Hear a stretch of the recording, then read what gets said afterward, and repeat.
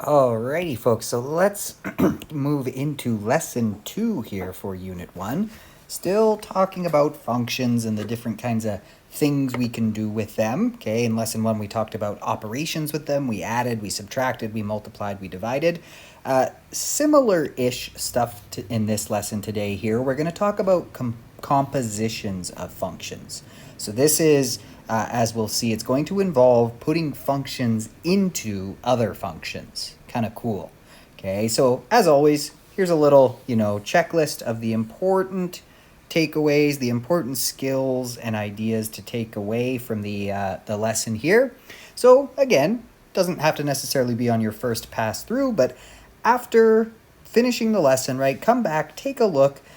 Anything that still you're not quite sure about, either reach out for some support, maybe you just need some more practice, right? Whatever it might be, use this as a way to check in with yourself and say, okay, those were the big ideas. Those were the important skills I was supposed to come away with.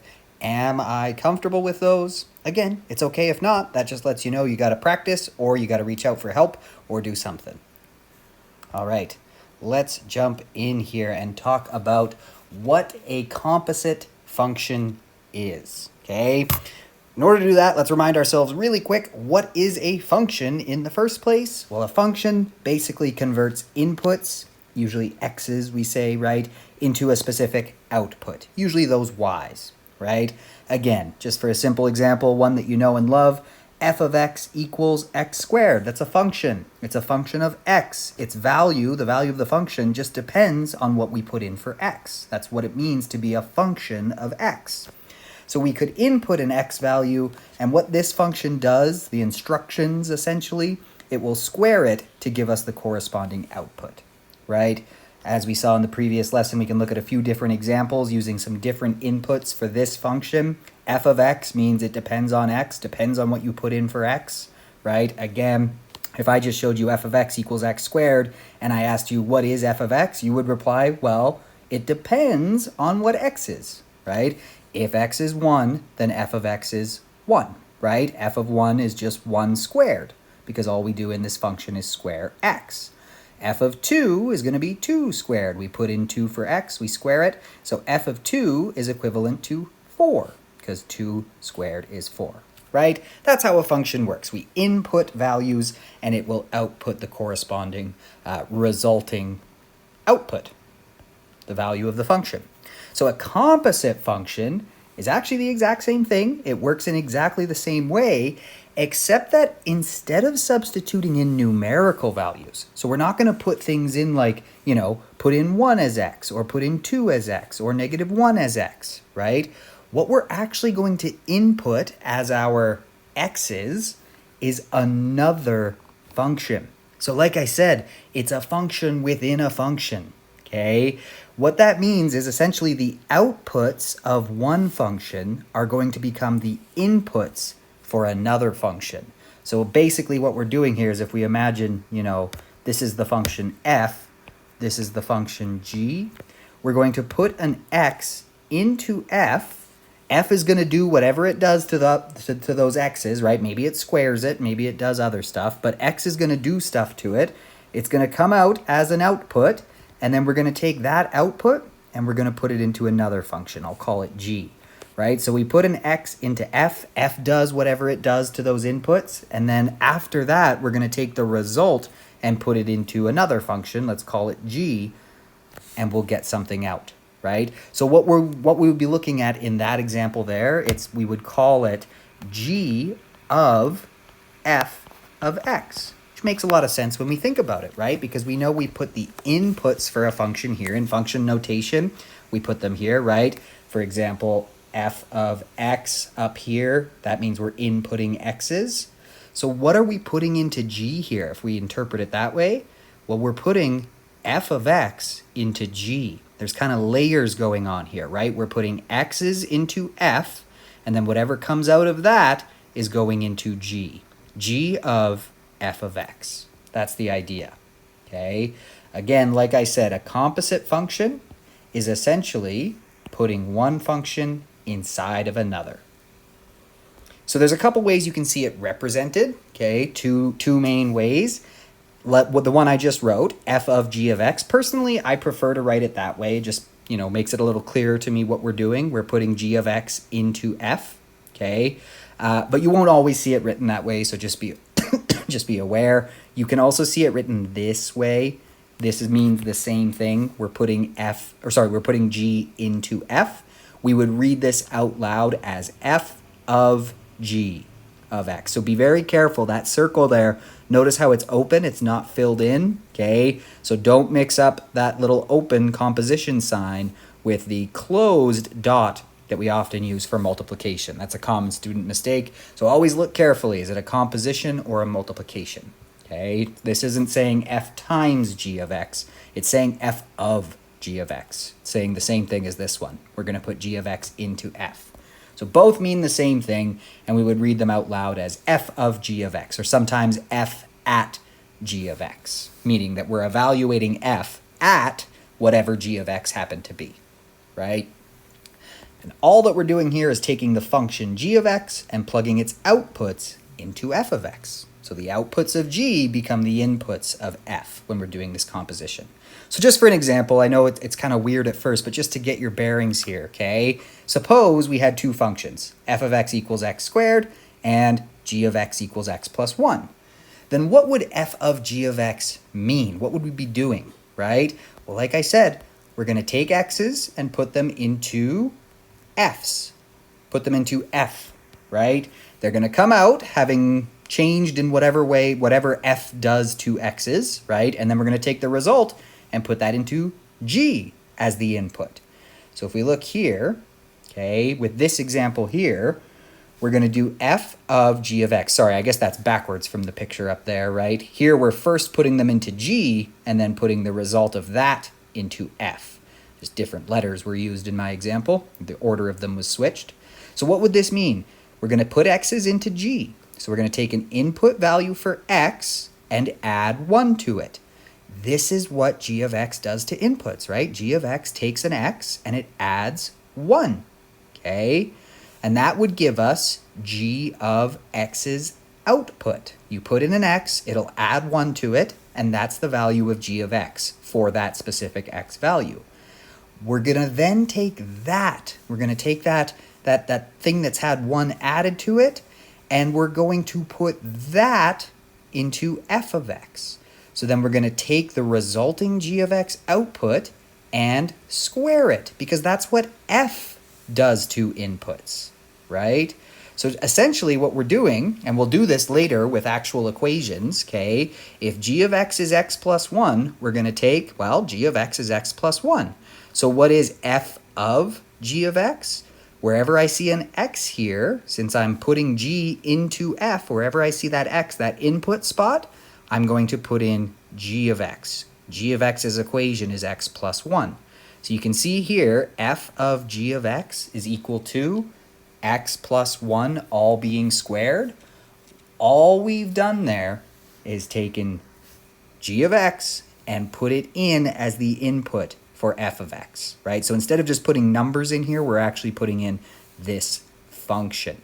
And that would be f of g of x. Let's try it out here. So a lot like with operations with functions, right? We'll see a couple ways we can go at this. Like we kind of did in this example, we could put the equation for one directly into the equation for other. If we just want to know, like we do in these examples, where we are trying to actually just get the value at a specific output, we could also just figure out, what f of 3 is, what g of 3 is, and then put g of 3 into f like we're going to do here. This one looks like it somehow didn't show up. This should be g of f of 3. Sorry about that. Okay, so let's walk through this. Let's first determine the value of f of 3, right? Because then I can start thinking about, putting f of 3 into g, right? Or g of 3 into f. So let's first find f of 3. Well, f of 3 is going to be, I know that f of x is 2 times x minus 3. And my x here, it's just saying input 3 as x in f of x, right? So I'm going to do 2 times x, but they're telling me to input 3 as x, minus 3. So f of 3 is going to equal 2 times 3 is 6, and 6 minus 3 is 3. So f of 3 is just 3. Great. Now we want to determine the value of g of 3. What does g of x do to its inputs? It makes them negative and adds 4. Okay, so g of 3, all that means, wherever I see an x, I'm going to put in a 3. So negative x is 3 plus 4. And therefore g of 3, well, negative 3 plus 4 is just positive 1. So f of 3 is 3, g of 3 is 1. Can we now determine the value of g of 3? Well, look at what this is saying, right? We know that, like, if I have f of x, that just means I'm inputting x's, right? If I had f of 6, it means I'm inputting 6 wherever I put in my inputs, right? If I had f of, doesn't make much sense, but f of this blue square, right? I would put that blue square in. So all it's saying here, f of g of 3, I'm putting g of 3 into f. That's my input for f. Well, I happen to know now that g of 3 is just 1, right? I'm going to do what this is literally saying is take f of g of 3. And I know that g of 3 is just 1. So this is really just f of 1. Right? And so what's f of 1? Well, f of 1, I'm just going to leave it as g of 3 so you can remember that what I'm really doing here is putting in g of 3. But again, g of 3 is just 1. It's going to equal, I input x's here for f. So it's going to be 2 times 1. 2 times 1 minus 3, which is just going to equal 2 times 1 is 2, minus 3 is negative 1. So f of g of 3 just equals negative 1. And there we go. Okay. Let's try this one now where the order is important here, right? This is saying put f of 3 into g. This said put g of 3 into f. Well, g of f of 3 literally means, right, exactly what it sounds like. Take f of 3, which we now know, we figured out that f of 3 was just 3, right? That's what we figured out here. So g of f of 3 is really just g of 3. That's what f of 3 is equivalent to, right? So then that just means g of f of 3 is going to be equivalent to, okay, put 3 into g. F of 3 is 3. So negative x plus 4 is what g is. So negative, our input now is 3 plus 4. And therefore g of f of 3 is going to equal negative 3 plus 4, which is positive 1. Positive 1. So g of f of 3 equals 1, right? Again, folks, notice all I'm doing here, I'm putting g of 3, which was 1, in as my input in f of x, right? F of x is 2x minus 3. So g of 3 was 1, so I'll do 2 times 1 minus 3. Okay? F of 3 was 3, so if I want to do g of f of 3, that really just means I'm doing g of 3. So I'll put 3 in as x there. All right, let's try another one here. Given that f of x equals x minus 5 and g of x equals the square root of x, determine the value of f of g of x. So f of g of x, that means we're putting g into f, right? Put g into f. I often like to just take this, and just to make it a little clearer to myself, it means we're doing this. F of g of x. What's our input for f? It is now g of x. Okay, so let's try it out when x equals 1. Now we will eventually look at, and we could do it here, we'll look at just taking the equation for g of x and putting it into f of x, okay? For now, let's just keep working on, since we're looking for specific inputs, I might just, for now, keep doing that, okay? And then later on, we'll look at actually taking the equation for g of x and putting it into the equation for f of x to get a general equation for the composite function, okay? But for now, what do we need to do? Again, all we're doing here, folks, we're going to take x's, put them into g, right? Take x's, put them into g. They're going to come out on the other side, so to speak, transformed by this, you know, whatever g. In fact, we know they'll just be square rooted, okay? And then we're going to take that, whatever the square root of our x is, and we're going to put it into f. And whatever comes out on the other side, so to speak, right, that is our, the value of our composite function. That would be f of g of x. So for this first one, we're going to put 1 in here. We're going to put 1 as our x into g. What does g do to inputs? It square roots them. So you can probably kind of see we're going to have the square root of 1, and then that's going to go into f. And then f is going to subtract 5 from that. That's the logic here. But let's go ahead and try it out. I might just first go, let's just find g of 1 so that we can put g of 1 into f of x. Well, g of x is root x, so g of 1 is the square root of 1. And the square root of 1 is just 1. Okay. Now, we want to find f of g of 1. So f of g of 1 is just going to be, right? Literally what we're going to do is we're going to put g of 1 in here for x. We could, you know, really show it this way. What are we saying? We're going to do, wherever I see an x, I'm going to put in g of 1, right? Wherever I see an x, I'm going to put in g of 1. So let me put in a g of 1 here, right? G of 1 minus 5. Okay, but we know that g of 1 is just 1. So f of g of 1 just equals 1 minus 5, because g of 1 is 1. Right? And so this is going to give us 1 minus 5, which is negative 4. So again, all we did there, right? Wherever I see an x, I'm going to put in g of 1, because that's what f of g of 1 means. Right? Put in g of 1 for x. Well, that's what I'm doing. Let's try this one out. When x equals 16. Okay, well, let's first just find what g of 16 is. G of 16, right? Again, this just means input 16 as x into g.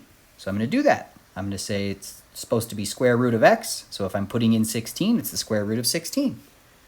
And therefore, g of 16 just equals 4. Okay. So now doing the same thing here, that means f of g of 16, right? F of g of 16 in the function f, for my x's, I'm going to input g of 16.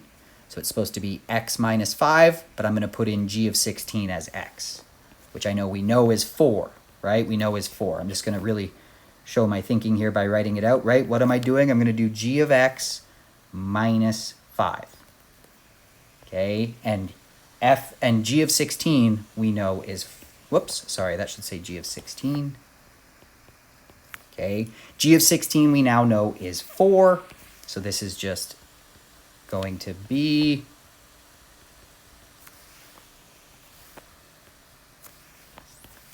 four minus 5. 4 minus 5, which is equal to negative 1. And there we go. That is f of g of 16. In both cases, we found g of our input. We put in x to g, and then that output got put into f, right? So g of 16 is 4, so what did we do? We input 4 to f of x. All right, so again, here's one with a graph, right? It's actually asking us to use the graph. This is the graph of x minus 5, f of x, and the graph of square root x, okay, g of x. And don't get, thrown off by the graph. Graphs are actually great for this stuff because it's actually really nice when they give us the graph, because remember, this is just showing us all the combinations of inputs and their corresponding outputs for the function, right? These are all the xy combinations that work with g of x, right? This is all the places where the y value is equal to the square root of x. For example, you can see when x is 1, y is 1, because the square root of 1 is 1. When x is 4, y is 2, because the square root of 4 is 2, right? Same goes for the red one. When x is 11, y is 6, because 11 minus 5 is 6, okay? So that's really nice because we have all these outputs here, and what we're trying to do is take the outputs of g of 1 and input it to f. Well, we can find g of 1 from the graph for g of x, and then we can take that output and find the right result for f. So let's just see. From the graph, let's pretend we don't know that g of 1 is 1, which we just found in the previous example, right? From the graph, let's see what g of 1 is. Well, looks like when x is 1, when we input 1, y is 1. The output of g when x is 1 is 1. So g of 1 is 1. And then, what are we going to input? What are we going to input to f? Well, g of 1. And g of 1 is 1. So now from the graph, what we need to find, right, is f of g of 1, yes, but now we know that g of 1 is just 1. So I just need to find f of 1, right? And so same thing, on the graph, I'll look at when x is 1, and now I'll look at what f is. When x is 1, the value of the function f is -4. Hey, look at that. Same thing we got doing it algebraically, right? It's still the same idea. We're just using the graph to find our outputs rather than doing the math on them, okay? Same logic here. F of g of 16. So first things first, let's find g of 16. Well, from the graph, right, from the graph, g of 16, it looks like, do you see it? G of 16 is 4. The value of g when x is 16 is 4. So now I just need to do f of g of 16, right? We are looking for f of g of 16, but now we know that g of 16 is just 4. And we already knew that because we did in the previous example, but the graph is showing us the same thing, right? So what's f of 4? Well, let's look at the graph. When x is 4, what is the value of the function f? Aha! It's -1, right? When x is 4, f is -1. So this just equals -1. Once again, same thing we got doing it algebraically, right? So again, all we're doing really is kind of just jumping around, looking at our, what was g of 1? It was 1, right? G of 1 was 1. And then we took that 1 and we said, can the graph show me what f is then when I input this 1 into it, when I input g of 1 into f, like we wanted to do here, right? Sure enough, yes, we can. It shows us that f of 1, which is really f of g of 1, is -4, right? Then we did the same thing over here. When x is 16, right, g of 16 was just 4.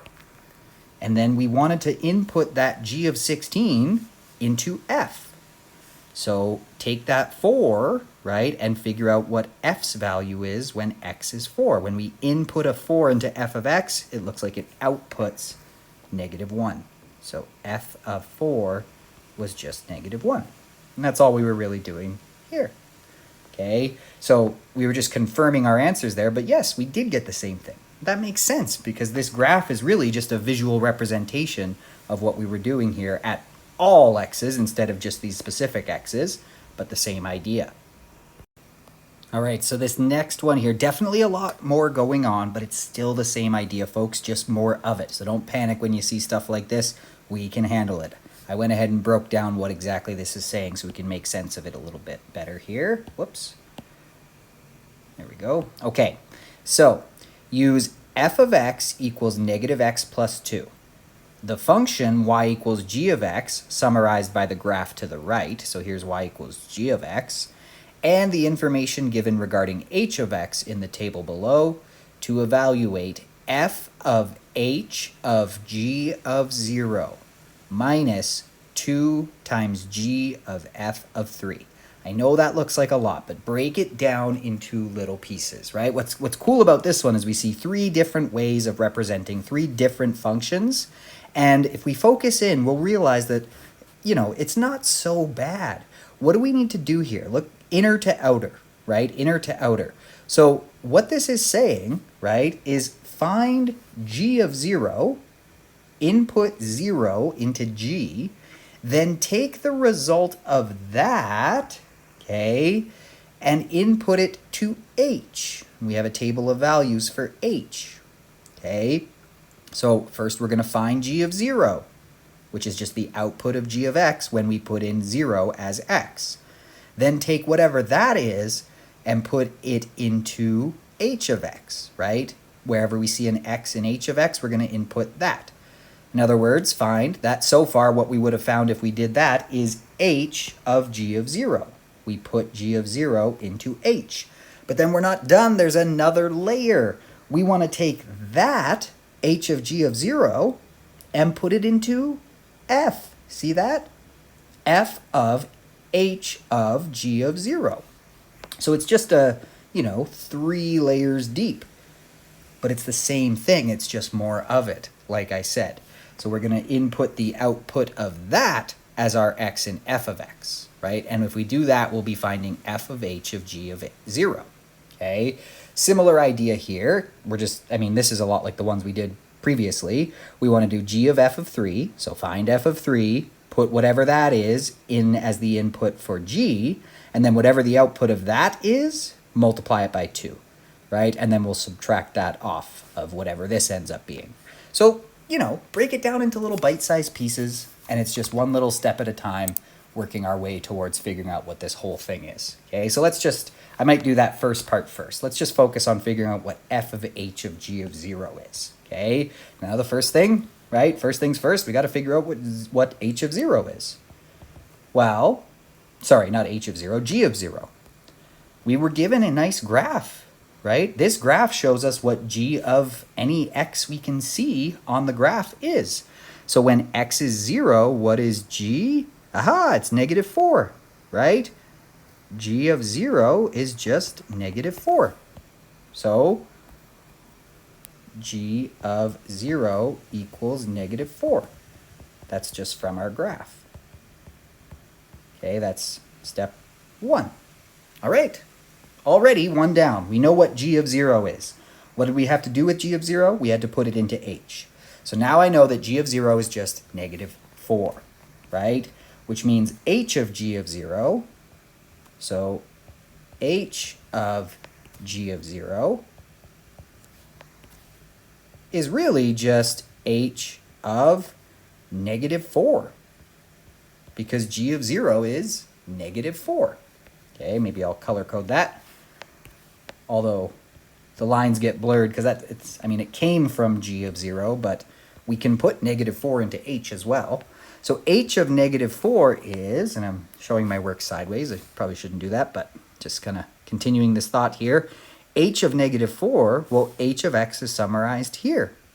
And we can see that when we input -4, right, if I input a -4 into h of x, I get out a 2. So h of -4 is just going to be 2. That's h of g of 0. The output of g becomes the input for h. And then the output of that is going to become our input for f, right? So finally, well, not quite finally, but finally for this little chunk of it here, that means f of h of g of 0, right?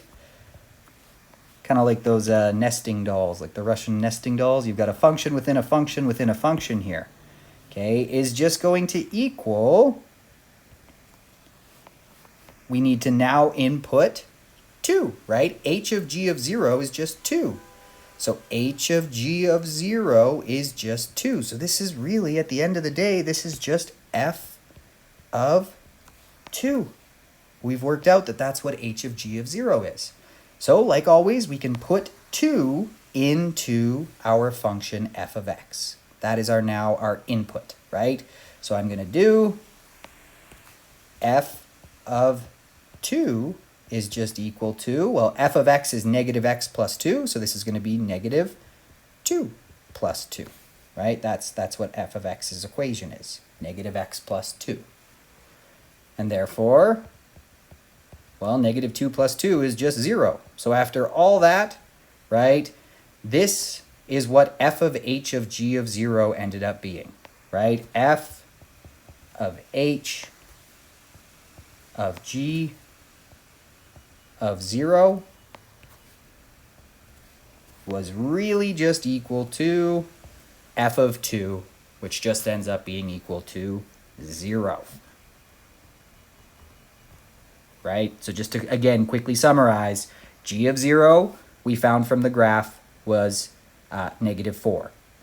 H of -4 we found from the table was +2, and then f of 2 we found from its equation was just 0. So now we've worked out that this whole thing actually just equals 0.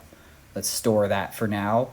We're almost there. We now just need to figure out what this is, and then we can subtract it from 0. Okay, so g of f of 3, well, f of 3, we've got an equation for figuring out what f is when we input any x value. We want to input 3 here.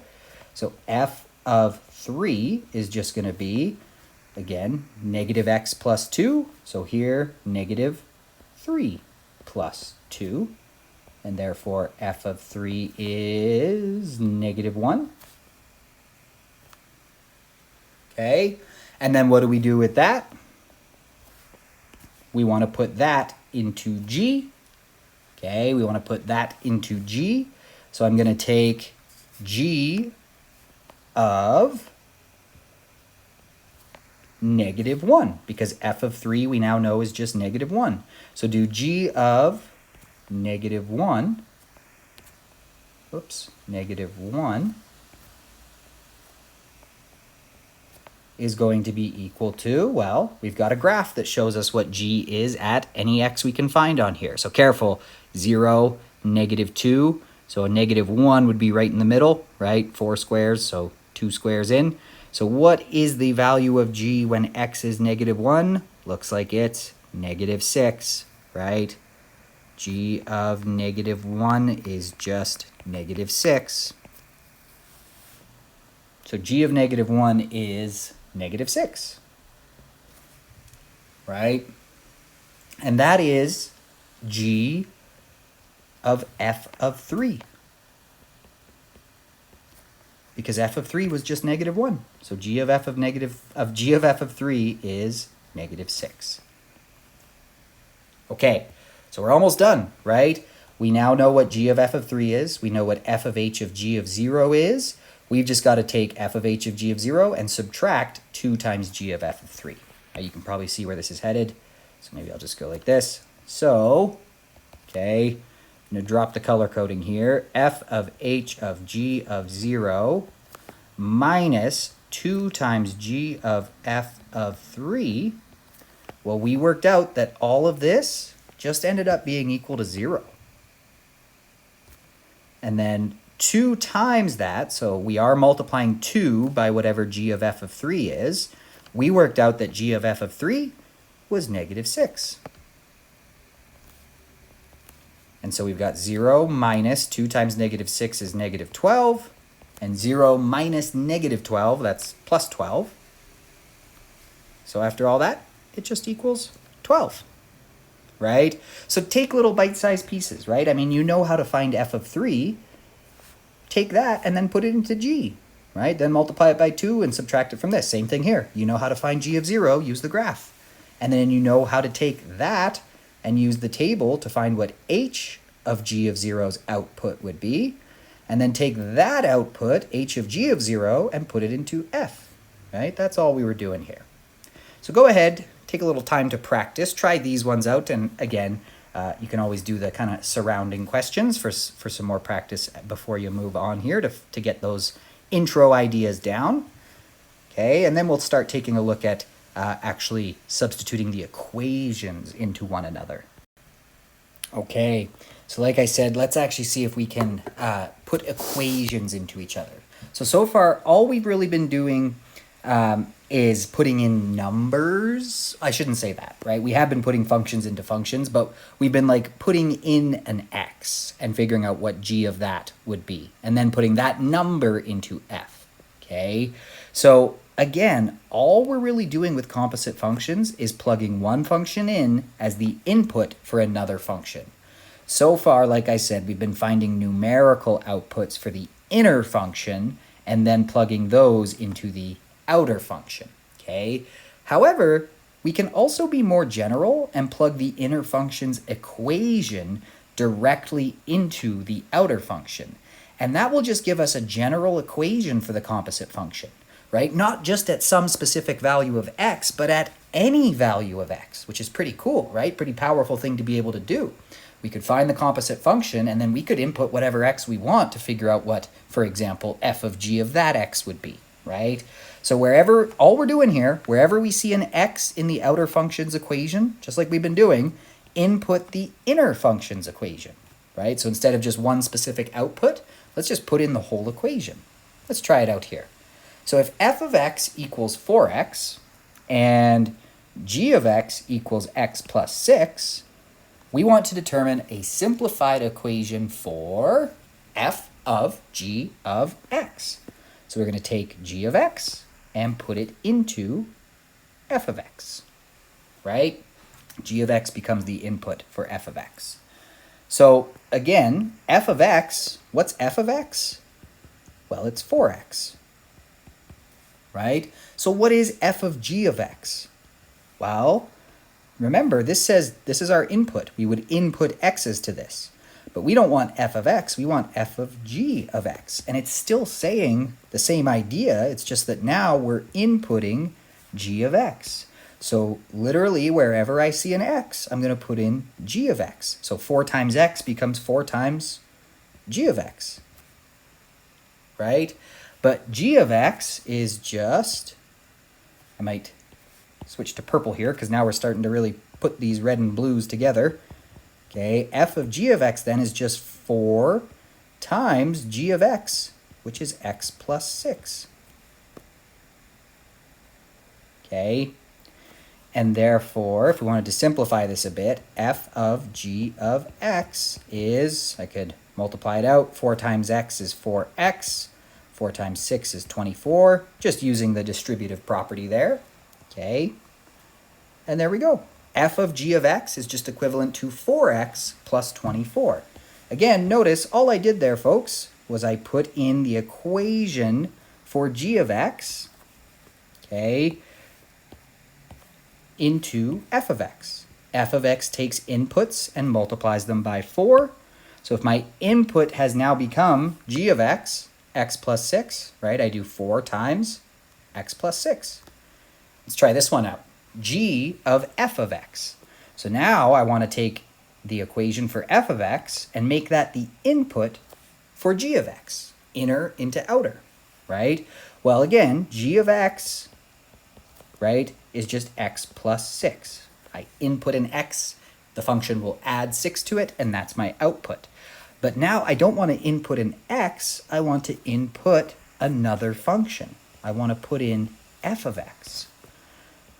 So what is g of f of x? Well, here, this is where we input our stuff. I want to input there an f of x. So just to really show the work here, right? This is just going to become f of x plus 6. And what's f of x? Well, f of x is 4x. So I'm going to take the equation for f of x and put it in there. So g of f of x is just going to equal, f of x is 4x plus 6. Right? Not much simplification I can do there, to be honest, right? But g of f of x is just 4x plus 6. It's the same thing we've been doing. It's just now instead of actually getting a numerical output for f of x first, right? Like f of 4 or f of 3, I'm just being general. I'm just putting in the equation for f of x. Notice I could still find g of f of 4 if I wanted, right? I would now input 4 here. Or f of g of 4, I would input 4 there. Ooh, here's an interesting one. F of x.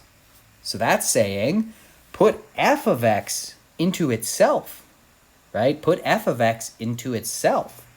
So once again, f of x is 4x, right? So what would f of x be? Well, I'm inputting f of x as my x. So instead of an x there, I'm going to have f of x, right? Which is just, f of x is just 4x. So 4 times 4x. And 4 times 4x is 16x, right?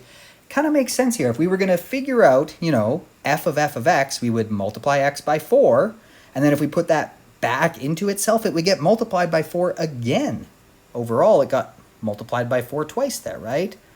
So we're just putting f into itself in that example, which can happen as well.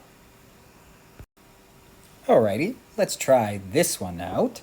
Given that f of x is x squared plus 1 and g of x is negative x plus 2, we want to determine f of g of 1 in 2 different ways. Okay, so first one, by substituting output of g of x into f of x, or by substituting the equation for g of x into f of x. All right, so again, f of g of 1. So this is just saying figure out f of g of 1, right?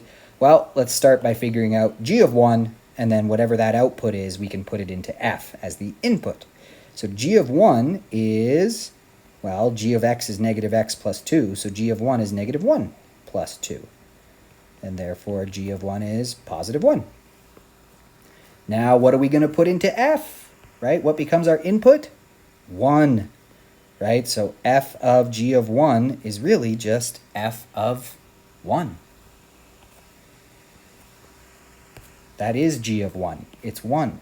So f of g of 1 is just f of 1, and f takes inputs, squares them, and subtracts 1. So we're inputting 1, so 1 squared minus 1. And that gives us f of 1 equals, 1 squared is 1 minus 1. F of 1 is going to equal 0. Okay, now we should get the same result if we do it this general way as well. Again, this is like the operations. If we're just looking for it at a specific input, it's probably easier to just do it this way, okay? But if we really do want a general equation for f of g of x, we got to get a general equation, right? We can't just pick one x. We have to do it for all x's by using the equations. So let's try that out here. What would f of g, and now instead of doing g of 1, I'm going to do more general, g of any x. What would f of g of x be? Well, wherever I see an x, I'm going to put in g of x. Okay, I'm going to put in g of x. So this is going to become g of x squared minus 1. So f of g of x is going to equal, what's g of x? G of x is negative x plus 2. And that's being squared. And then we're going to subtract 1. Okay, oh boy, we're gonna have to do some multiplying out here. I'm gonna switch to purple because now we're about to smush them together. So f of g of x is negative x plus 2 squared. Remember, okay, reminder, that doesn't mean square this and square this, right? This means square this whole thing. Squaring means multiply it by itself. So this is not just, x squared plus 4. This is negative x plus 2 times negative x plus 2. That's what it means to square something.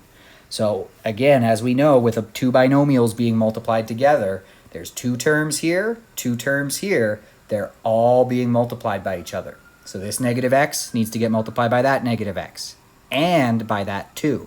And then same thing here. This 2 needs to be multiplied by that negative x and by that 2. I know sometimes we say FOIL, and that's fine if you've learned FOIL, but remember, FOIL is just a way to remember to multiply everything out. Okay, so negative x times negative x, well, that's positive x squared. Negative x times 2, that's negative 2x. 2 times negative x, that's another negative 2x. And then 2 times positive 2 is a positive 4. And then we've still got this minus 1 that's just been along for the ride so far. But now we can maybe combine it with some stuff. So f of g of x is going to be x squared, no like terms to combine that with, but negative 2x minus another 2x, that's negative 4x. And then plus 4 minus 1, I can combine a plus 4 and a minus 1 into a plus 3. So there's the general equation for f of g of x, right? And that's pretty powerful if we wanted to, find other values of f of g of x. In this example, we just want to know f of g of 1, okay? But we've made an equation to find f of g of any x. So it can certainly find f of g of 1 for us. Now I'm going to input 1 as my x into f of g of x. And what I'll be finding is what I was asked to find, f of g of 1, okay? So here I go, x squared, so I'm going to input a 1, 1 squared, minus 4x, so minus 4 times 1, plus 3. F of g of 1 then equals 1 squared is 1 minus 4 times 1 is 4 plus 3.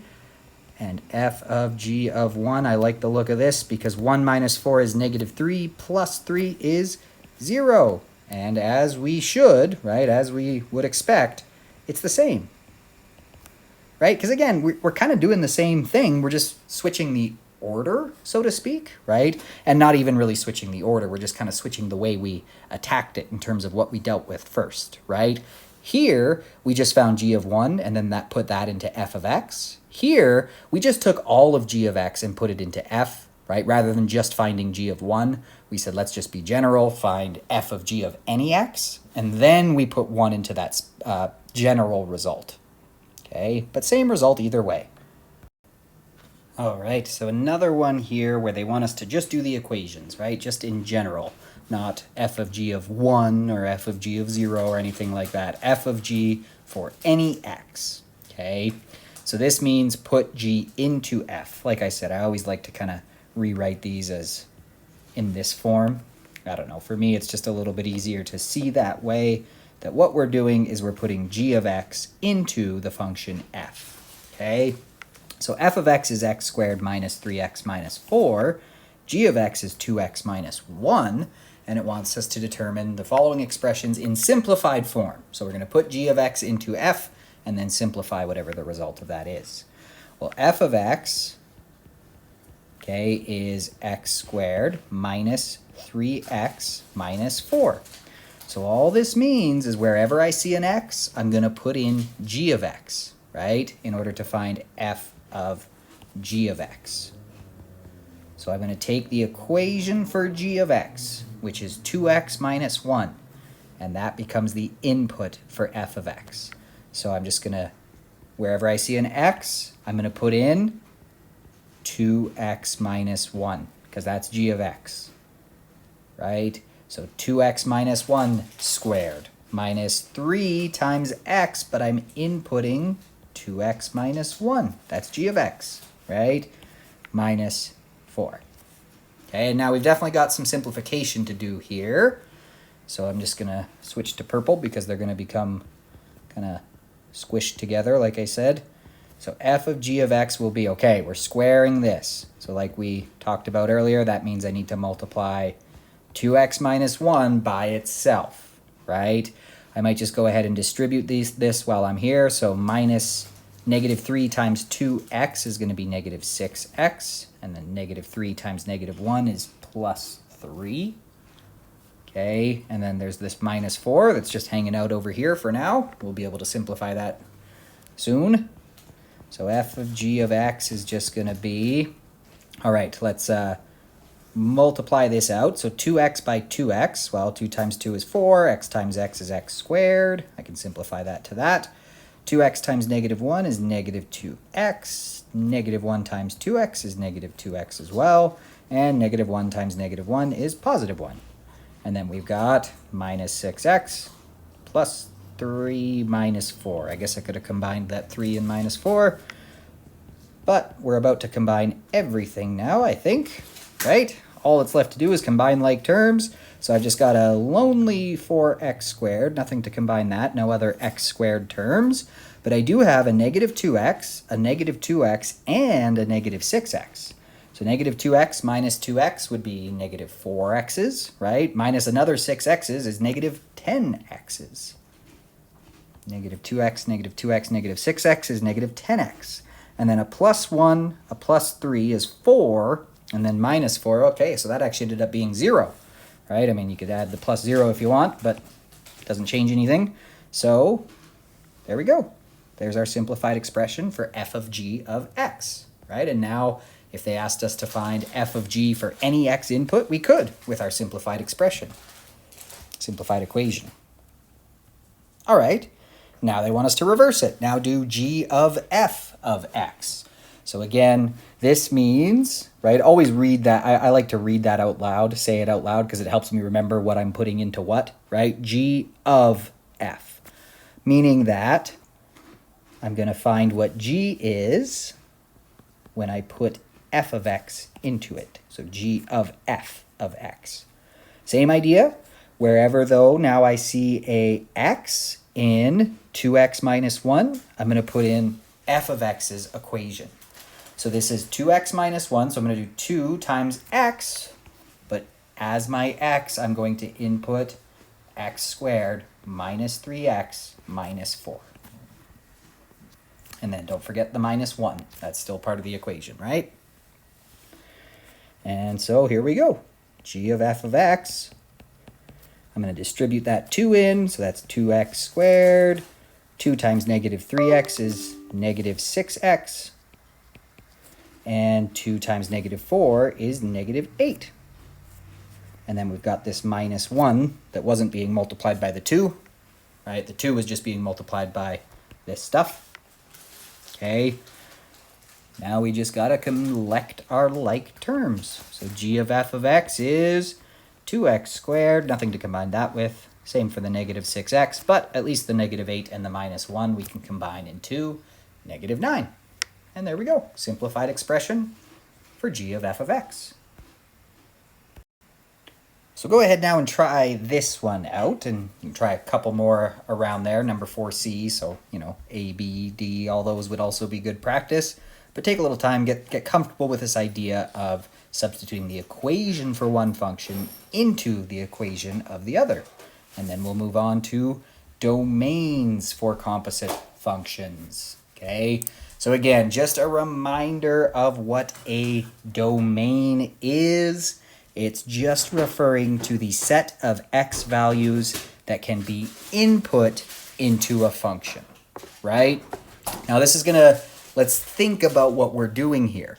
We're taking x's, putting them into the inner function, right? I mean, looking at this one here, we're putting x's into g.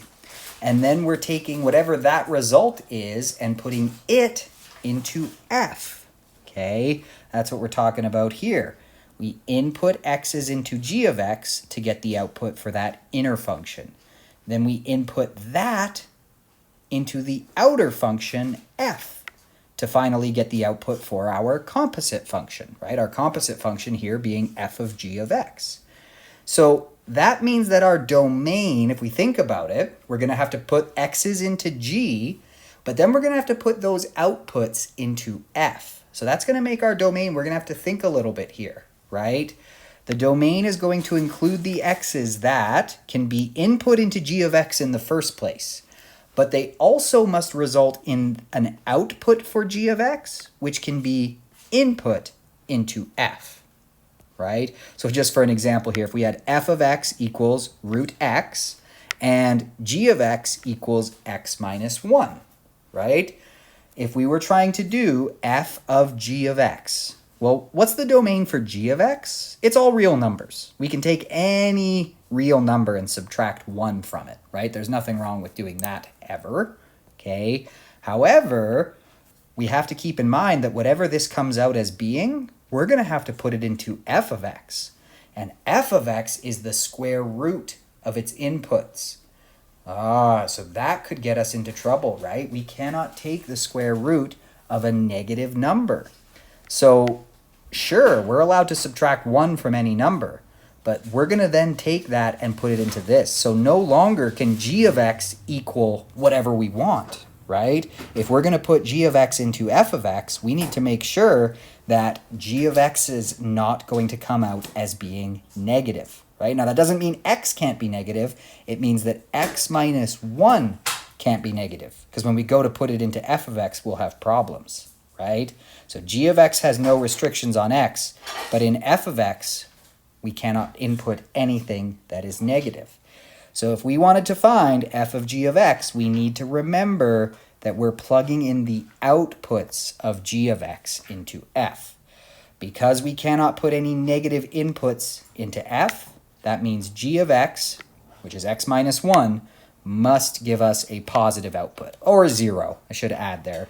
Positive or 0, right? Greater than or equal to 0. And that limits our domain for the composite function to x must be greater than or equal to 1. Because only those values of x ensure that g of x equals x minus 1 will be positive, again, or 0, right?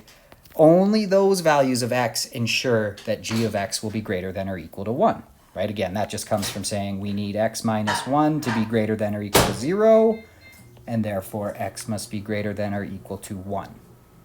Okay, so the formal statement of this, for the composite function f of g of x, the domain of that composite function is just the set of x values such that g of x is defined within f, right? The outputs we get for g are able to be put into f.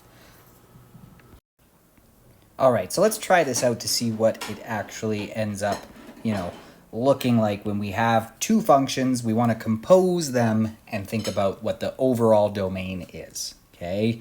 So first things first, it's going to ask us to state the domains of f of x, which is root x minus 2, and g of x individually. So if f of x equals root x minus 2, now, why would we get restrictions here, right? Why would there be restrictions on the domain? Sometimes there's not, but here there is, right? We cannot take the square root of a negative. Again, square root is saying what number times itself could equal this, right? Well, nothing times itself can ever be negative. Positive times positive, positive. Negative times negative, positive. So there's no way to multiply a number by itself and get a negative answer, right? So that means x minus 2 must be greater than or equal to 0, and therefore add 2 to both sides, x must be greater than or equal to 2, right? So the domain for f of x is going to be the set of all x's such that x is greater than or equal to 2, and as long as it's greater than or equal to 2, x can be any real number. So there, we got the domain for f of x. And now if we look at the domain for g of x, well, this one's going to be a bit quicker because are there any rules about what we can multiply by 2? No, right? I can multiply a positive or a negative or 0 or a fraction or a decimal or whatever I want. I can multiply by 2. No rules against that. So this is going to have no restrictions. So what's our domain? For g of x, it's just all real numbers. The set of all x's such that x is any real number. An element of the real numbers, is that what that symbol means? Okay, But now let's think about the domain of f of g of x. Okay, so we're going to put g of x in as x for f of x, right? We're going to take g of x and put it in here. So even though g of x might have no restrictions, remember, we're going to take this and put it into f of x. It's often helpful to write out the combined equation first. Sometimes that can make it a little more clear what we're working with in terms of restrictions. So let's just do that. Okay, what's f of g of x? F of g of x. Well, f of x is root x minus 2. So wherever I see an x, I'm going to put in the equation for g of x, which is 2x. So x minus 2 is going to become, instead of x there, I'm going to put in a 2x, just replacing x with g of x's equation. Right? So see what I mean? This can sometimes help us realize what our domain restrictions are going to be. Because now I can see that f of g of x, what it's going to end up being is instead of putting x's in, I'm putting in 2x, right? And then I'm going to subtract 2 from that. Now, it still can't be negative, otherwise we're outside of f's domain. That would be undefined if this ended up being negative, okay? But now I can kind of see, all right, so this just means then that for this, 2x minus 2 needs to be greater than or equal to 0, right? And then if 2x minus 2 needs to be greater than or equal to 0, let me add 2 to both sides. So 2x needs to be greater than or equal to 2. And then divide both sides by 2, right? X is being multiplied by 2, so divide both sides by 2 to undo that. And figure out that x must be greater than or equal to 1. So now our domain for this composite function is going to be the set of all x's such that x must be greater than or equal to 1, and x is an element of the real numbers.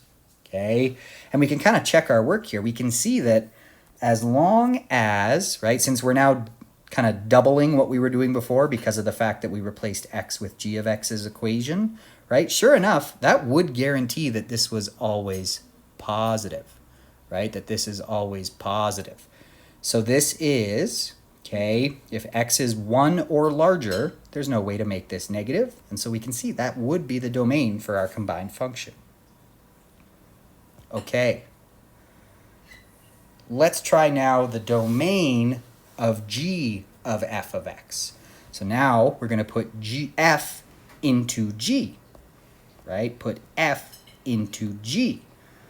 So we've got g of f of x.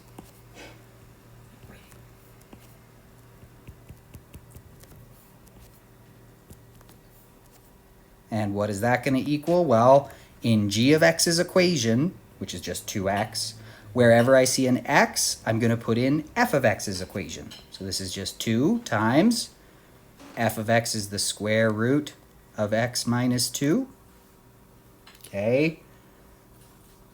And so we can kind of see now, again, just from writing that equation, we can see what our restrictions are going to be. Right? We don't get any restrictions from the fact that we're multiplying 2 by this, but we do have this restriction here that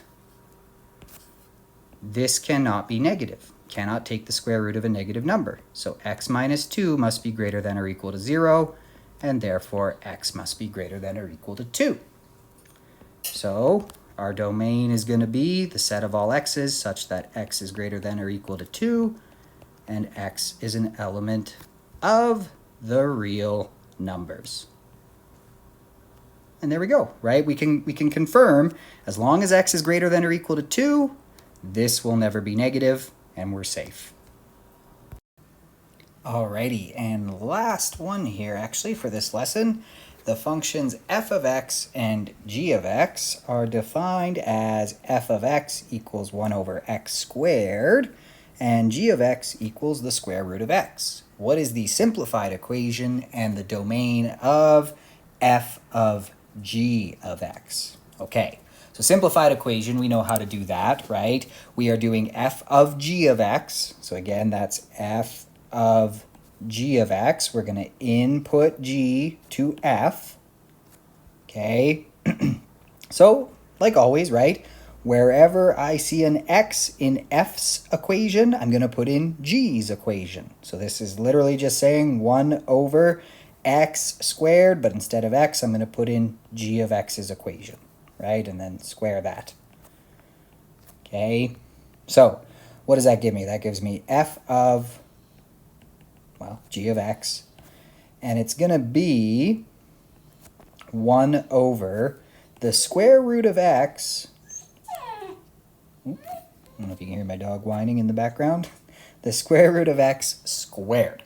Okay, now we got to be careful here because, yes, it does want us to simplify the equation, right? So we can simplify this equation. We know that f of g of x will just be the square root of x squared is just x, right? Root x times itself is just x. So 1 over x. Squaring just undoes square rooting. It's the inverse operation. Okay, so that is the simplified equation for f of g of x, which was part of what we had to do here, for sure. Okay, but we also need to state the domain, and we gotta be careful. We can't forget that g of x involved square rooting something, right? And remember, kind of like the order that this is happening. Don't forget, we're putting x's into g, right, into the function g, and then on the other side, they come out, they're square rooted, right? They come out as the square root of x, and then that gets put into f, okay? Now, yes, in the process of going through the function f, they get squared, right? But we still have to put them into g first, right? X's go into g, and then those outputs go into f. So we cannot put a negative into g, right? It won't even get to the point of getting to f if we have to put a negative in. It will be undefined. Okay, so this still is going to limit our domain, right? This has a domain of x must be greater than or equal to 0. And that's still going to limit the domain of this because we do have to put x's into g of x, right? Then the outputs of that get put into f. So our domain here, again, we need, just looking here, we still need g of x to be defined, right? So we need x to be greater than or equal to 0 because we can't take the square root of a negative, okay? We also, if we take a look here, we're dividing by this, right? We're dividing by x. So that also shows us that we also can't have x equaling 0, right? X cannot equal 0 because we can't divide by 0. Okay, I mean, we could get that from the simplified equation. We could also just get it from here, right? If x is 0, that might be okay for just g of x, but it's not okay for f of g of x because we're dividing by g of x here, right? So sure, g of x, just looking here, we could take the square root of 0. What we can't do is divide by the square root of 0, right? So it kind of goes there as well. X cannot equal 0. So what's our domain? Well, we know that, again, we need it to be, this tells us it should be greater than or equal to 0, but this tells us it can't be equal to 0. So what does that mean? Put those two ideas together. If it must be, you know, it's not allowed to be 0 from this, and from the square root, it needs to be greater than or equal to 0. Well, that just means it needs to be greater than 0, right? It's not allowed to actually equal 0. So our domain would be the set of all x's such that x is strictly greater than 0. And x is an element of the real numbers, right? So again, this just comes from, so that root x is defined, but we have to be even more restricted because it also can't equal 0, right? If it was just root x, greater than or equal to 0, but it's 1 over root x, so it actually can't equal 0. So strictly greater than 0, and x is an element of the real numbers. All right, so you can go ahead and give this one a try. The solutions for these, by the way, are always posted in the filled in notes as well. So if you get a little stuck on this one, you can go see how I solved it. And as always, the solutions for the whole formative assignments are posted as well. All right, so that's lesson 2.